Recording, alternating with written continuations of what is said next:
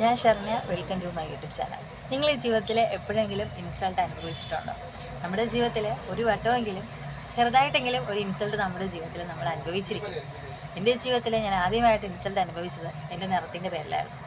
അത് കഴിഞ്ഞ് ഞാൻ അതിൽ നിന്നൊക്കെ ഒന്ന് ഓക്കെ അതൊന്ന് പോട്ടെ, ഇത് നിറം എനിക്കതൊരു പ്രശ്നമല്ല എന്നുള്ള ഒരു ചിന്തയിലൊക്കെ ഞാൻ മുന്നോട്ട് വന്നപ്പോൾ പിന്നീട് ഞാൻ ഇൻസൾട്ട് അനുഭവിക്കാൻ തുടങ്ങിയത് എൻ്റെ ഈ ചാനലിൽ നിന്നാണ് കേട്ടോ.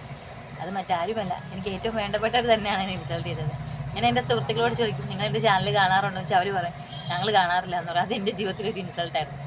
അതുപോലെ എനിക്ക് ഏറ്റവും വേണ്ടപ്പെട്ടവരോട് ചോദിക്കും, നിങ്ങൾ എൻ്റെ ചാനൽ കാണാറുണ്ടോ എന്ന് ഇപ്പോൾ അവർ തന്നെ പറയും ഞങ്ങൾ ഈ ചാനലൊന്നും കാണാറില്ല. ഞങ്ങൾ കാണുന്ന ചാനലൊക്കെ പെൺകുട്ടികളൊക്കെ ഭയങ്കര ഗ്ലാമറായിട്ട് നല്ല ഡ്രസ്സൊക്കെ ചെയ്തിരിക്കുന്നത് അങ്ങനെയൊക്കെ ചിലപ്പോൾ എന്നെ കളിയാക്കി പറഞ്ഞായിരിക്കും അങ്ങനെയുള്ള വീഡിയോസൊക്കെ ഞങ്ങൾ കാണാറുള്ളൂ എന്നവർ പറയാറില്ല. അതെൻ്റെ ജീവിതത്തിൽ അതൊരു ഇൻസൾട്ടായിരുന്നു. പക്ഷേ ഇൻസൾട്ടുകളെ നമ്മൾ ഒരിക്കലും വകവെക്കാൻ പാടില്ല. വിമർശനങ്ങൾ നമ്മൾ കേൾക്കണം, ഇൻസൾട്ടുകളെ നമ്മൾ തള്ളിക്കളയണം കേട്ടോ. ഞാൻ എൻ്റെ ലൈഫിൽ നിന്ന് നിങ്ങളോട് പറയുന്നതാണ്. കാരണം ചിലപ്പോൾ ചില കാര്യങ്ങൾ നമ്മൾ ലൈഫിൽ പറയുമ്പോൾ ചില ആൾക്കാർക്കെങ്കിലും അത് ഉപകാരപ്പെടും. കാരണം എൻ്റെ ഒരു സുഹൃത്ത് ഒരു നേഴ്സാണ്. അപ്പോൾ എല്ലാ ദിവസവും പുള്ളിക്കാരി ഓട്ടോറിക്ഷയിലാണ് ജോലിക്ക് വന്നത് കേട്ടോ. അപ്പോൾ ഞാൻ പുള്ളിക്കാരോട് ചോദിക്കും, എന്തിനാണ് ഈ ഓട്ടോറിക്ഷയ്ക്ക് ഇത്രയും കാശ് കളയുന്നത്? രാവിലെയും വൈകുന്നേരം ഓട്ടോറിക്ഷയിലാണ് പോകുന്നത്. പുള്ളിക്കാരുടെ ഹസ്ബൻഡും തിരക്കാണ്.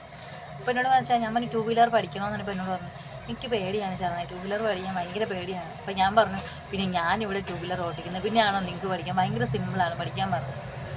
കുറച്ച് ദിവസങ്ങൾക്ക് ശേഷം പുള്ളിക്കാരി എൻ്റെ അടുത്ത് വന്നിട്ട് പറഞ്ഞു, ഞാൻ 2 വീലർ പഠിച്ചേട്ടാ, ഞാൻ 2 വീലർ എടുത്തു, ഞാൻ എടുത്ത സമയം തൊട്ടേ നിന്നെ അന്വേഷിക്കുന്നുണ്ട്, പക്ഷേ നിന്നെ കാണുന്നില്ല. അപ്പോഴത്തേക്കും ഞങ്ങൾ ഷോപ്പ് ചേഞ്ച് ആയിട്ട് ഞങ്ങൾ കുറച്ച് ബാക്കിലോട്ടായിരുന്നു, അപ്പോൾ എന്നെ കാണാൻ പറ്റിയില്ല.